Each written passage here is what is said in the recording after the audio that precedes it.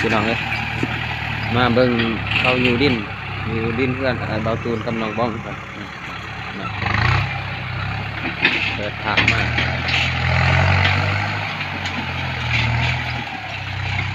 ก่อนอื่นก็ครับสวัสดีพ่อแม่พี่น้องมัดสุขคนเด้อบ่ว่าสิอยู่ฝั่งไทยหรือฝั่งลาวก็ที่เขาสู่สองบ่มีก็ ยินดีนำเด้อพี่น้องเลยพี่น้องกำลังเขาอยู่ดินพี่น้องเลยใกล้สิเต็มแล้วตอนนี้ครับมาผู้เดียวพี่น้องมันเดินรถแท็กเตอร์คูโบต้าMU 5702พี่น้อง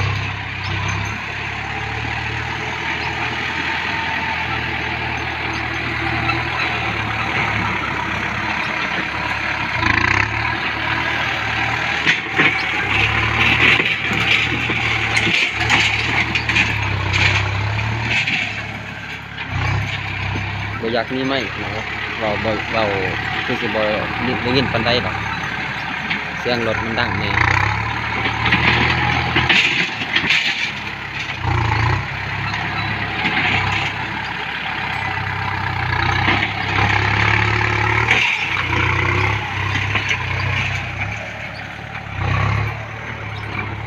ยังบ่หลายพี่น้องเบื้องนี้ก็เต็มหมดแล้วยังอีก2รถทางอ้ายบ่าวตูนเพิ่นมาก็พอดีเต็มหมดพี่น้องเอ้ย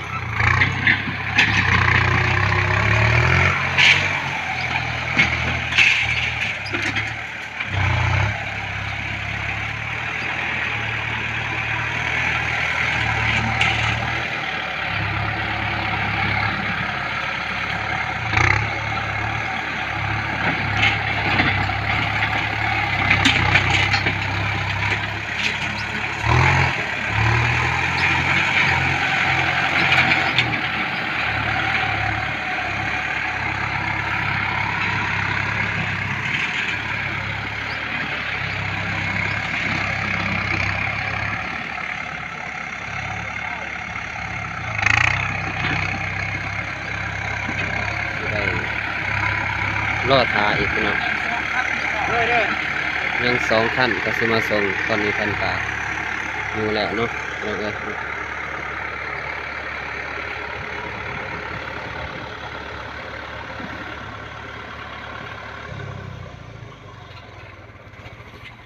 ้ยสบายดีใหญ่เลย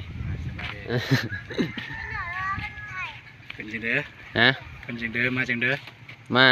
เวมาเบิ่งนี่แหละอัปเดตบุญคุณ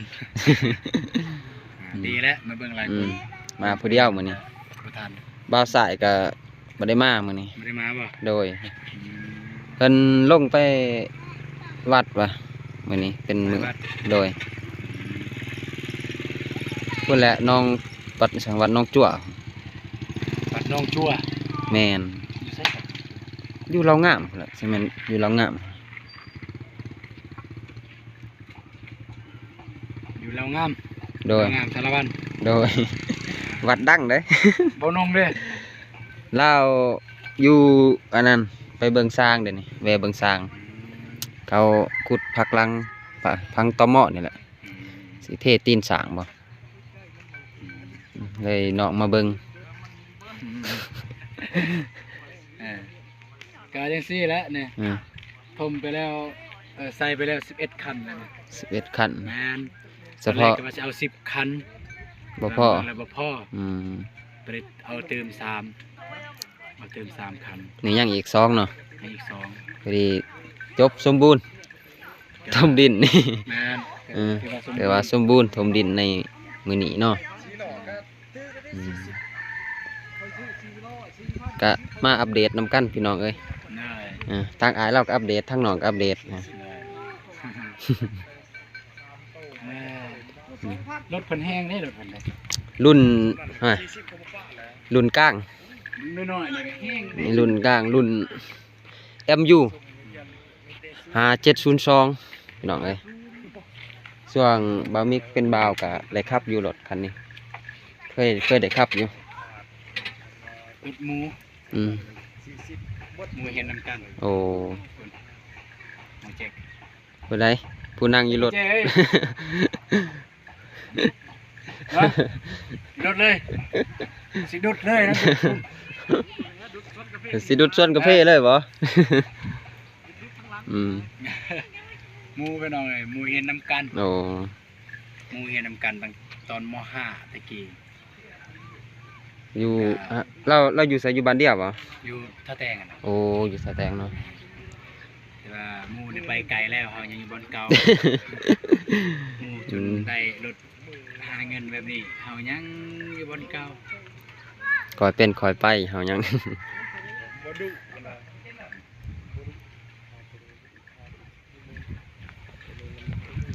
ก็ยังใหม่อยู่เนาะรถนี่ก็แต่ว่า 4 ปีแล้ว แต่ว่าตีนนี่โลนหมดแล้วนะ โดนแล้วบ่ได้เปลี่ยนเลย ถ้าเปลี่ยนตีนนี่โอ้ยทูบางยานี่คักไปเลยนี่มันสิยันแห้งกว่า เป็นว่า4 ปีแล้วรถอันนี้ อืม คนหายคนรอมาแล้ว สบายดีอ้าย ไปดิสบายดีคนรอสบายได้เลย ยังอีกสองคันรถพอดีเต็มอืม มาจะใส่นะผู้เบามาที่ไปบ่ดอนซ่านี่แหละยังเบิ่งดินดอนตอนหญ้านี่แหละคันนั้นก็เอาน้องทรายไปบ่น้องมิก สิเขา ไปกับน้องมิก สิเขาทงไหว้ปะ ดอนซ่าเลาะ โอ้ร้อนสาว คักเลยแต่ง อืม เมามันครับบ่ได้มาแต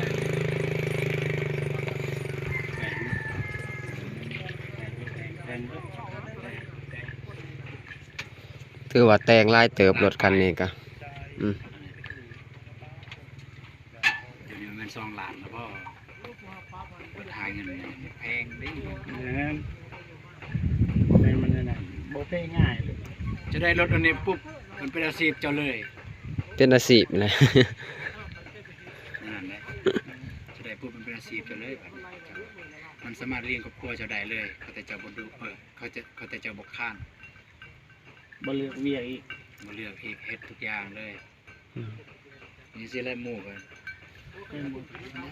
เจ๊กเจ๊กมือเจ้าแม่โอ้เจ้าได้หมู่คนได้ดิบได้ดีนะสมัยตะกี้เรียนนำกัน สมัยเฮียนนำกัน เรียนนำกันแล้วก็บ่คิดบ่ฝันว่าหมอมาเฮ็ดแต่ว่าได้ติดต่อเองนะเจ้าของรถดามันเลยติดต่อหาเพิ่นไป อ๋อ เพิ่นมาปุ๊บเอ้าหมู่เขาเองแต่ว่านี่แต่ยังทันได้ทักทายแล้วเพิ่นเฮ็ด ยังเบิ่งก่อนเนาะ นี่ก็ชื่อที่ไหนหมูสนิทอยู่กัน บ่ ถือแจวแต่ไฟหุ่นรถ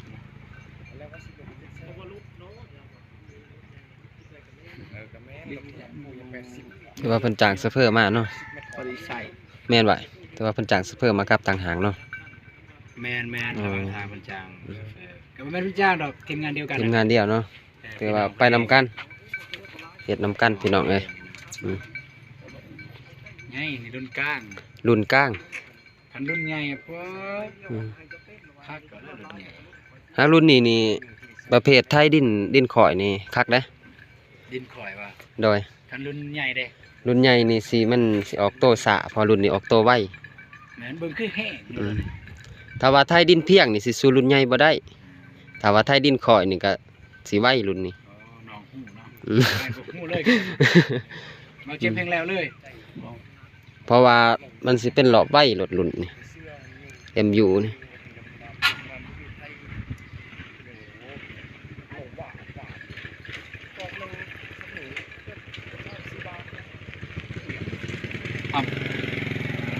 น้ำ นะพี่น้องเอ้ย ตามเลข ไก่สิเต็มเลยเห็นนะยังรอถาอีก2คันรถเพิ่นก็มาฮอดเลยมื้อนี้ถือว่าเพิ่นมาไวพี่น้องนะ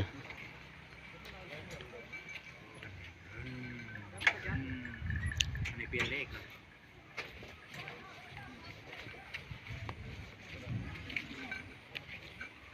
ร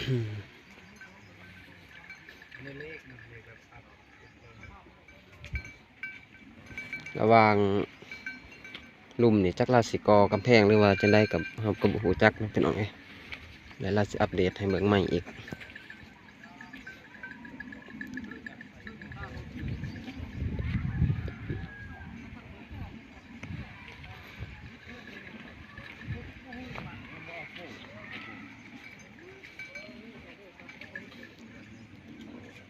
มันโทรศัพท์เดี๋ยวนี้บ่มีกล้องหน้าพี่น้องเอ้ยบ่ได้เห็นว่าบ่มีก็บ่ได้มีอันนั้นแคนกล้องจับเอามือเอาจับมือเอาก็อยากสิสั่นแน่พี่น้องอย่างเด้อ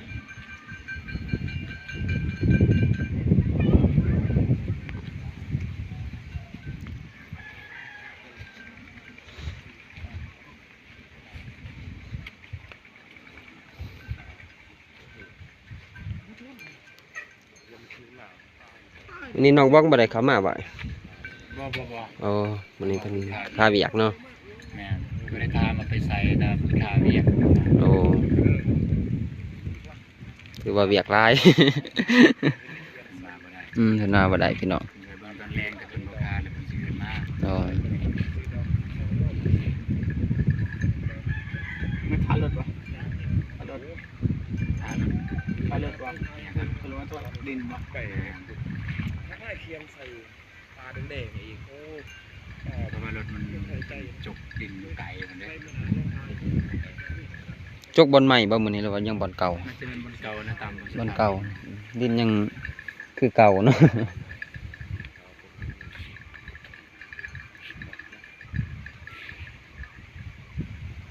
อีก2คันพอดี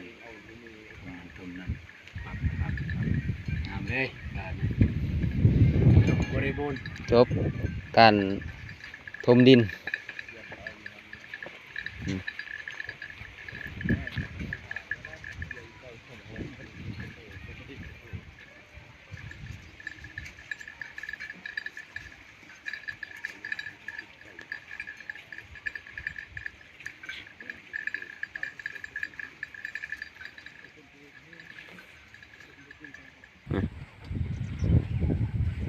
พี่น้องเอ้ยก็สิได้จบคลิปแล้วเด้อพี่น้องเพียงแต่สำนี้ละก็สิให้ทางอ้ายเพิ่นอัปเดตต่อ เด้อ นะแต่นอกก็บางทีก็สิออกไปนอกเนาะ แมน อืม ให้บอมิกพาไป โดย มาเลาะเก็บใหม่ เพราะว่าเราเจ็บส่วนเบาตูนไป แต่ว่ายังเบิ่งอันนี้นะเบิ่งดิน อ้ายเพิ่นยังค่าเวียก เลยว่าพอดีน้องมิกมานี่ก็ให้เบาเจ็บกับน้องมิกไป โดย ไปเบิ่งเคสใหม่ดอนซาฮัน ๆถ้าโดนสานะฮะเบิ่งก่อน เลยนะ งานก้อนนะครับก็เป็นว่าสิได้หรือบ่ได้สิถ่ายหรือบ่ถ่ายนะ ไปเบิ่งก่อน ไปเบิ่งตัวจริงก่อนนะ รถตรงนั้นบ่ พี่น้องเอ้ยบ่ได้มีกองหน้าเด้อก็มีแต่สิ ให้บอกตูนจบคลิปก็ได้ บ่ตุ้มอ้ายจบคลิปให้น้อง ได้บ่ เอาเลย น้องบ่เจ็บจบแล้วเฮ้ย อ่า ก็คือได้จบเอ้ยจบเห็นบ่ เห็น โอเคเป็นอะไรก็สำหรับคลิปของน้องมิกหรือว่าซองบาวมิกสแนลเนาะ โดย ตอนนี้เขาจะตามจะได้ละ 800ปลาย แต่เราสิผ่านแล้ว โดย จะได้ก็อย่าลืมเข้าไปติดตามเด้อพี่น้องเอ้ยทางซองบาวมิกเพิ่นก็ครบพันแล้วพี่น้องก็อย่าลืมไปติดตามเด้อ โดย คือว่า1 Subscribe พี่น้องก็จะเริ่มเบิ่งให้น้องเพิ่นเพื่อให้ผ่านไว้พอได้มีแฮงพอได้มีกำลังใจในการเฮ็ดคลิปพี่น้องเนาะ โดย ถึงแม้ว่าจะสมมติว่าได้เก็บเหรียญจะบ่ได้เงินเลยก็ตาม แต่ว่าได้เก็บเหรียญแล้วก็มีกำลังใจในการเฮ็ดคลิปเนาะโอเคสำหรับคลิปนี้บ่าวตูนก็สิขอจบคลิปให้น้องมิกพี่น้องเนาะต้องขอบอกขอบใจผู้ใหญ่ใจบุญและทุกท่านที่ติดตามชมคลิปของบ่าวมิกตั้งแต่ต้นคลิปจนจบคลิป จะได้ก็ขอให้ผู้ใหญ่ใจบุญและทุกท่านอยู่เย็นเป็นสุขสุขกายสุขใจสุขภาพแข็งแรงอายุมันคนยืนปรารถนาสิ่งใดก็ได้สิ่งนั้นเด้อเนาะ โดยไปแต่ว่าเจอกันในคลิปต่อไปสำหรับคลิปนี้ก็กล่าวคำว่าสบายดีเด้อ โดย ไปแล้วไปแล้วเว้ยไป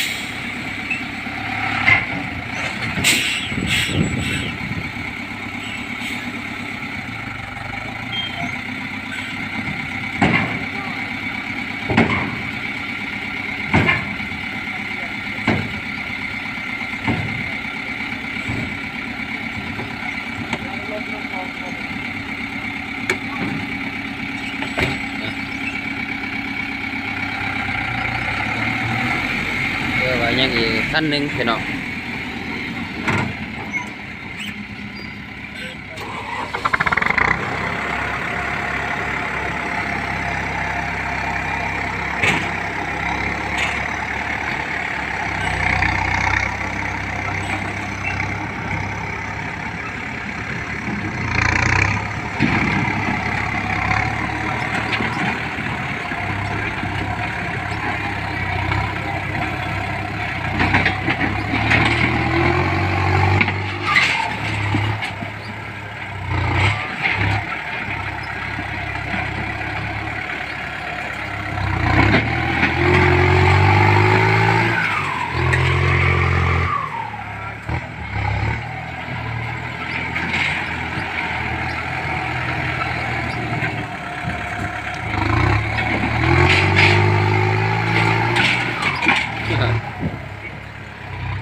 สะเพอร่อยพี่น้อง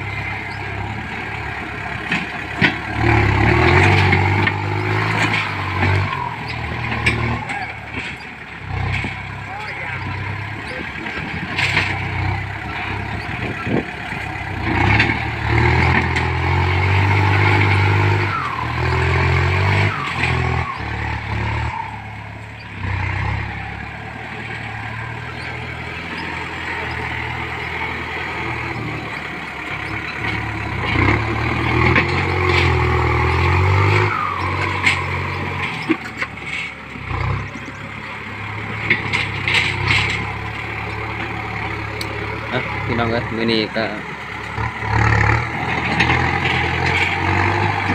เพื่อว่าเป็นมื้อสุดท้ายเนาะเดี๋ยวเขาดินของอ้ายบ่าวตูนเพิ่นเพื่อว่าแล้วมื้อนี้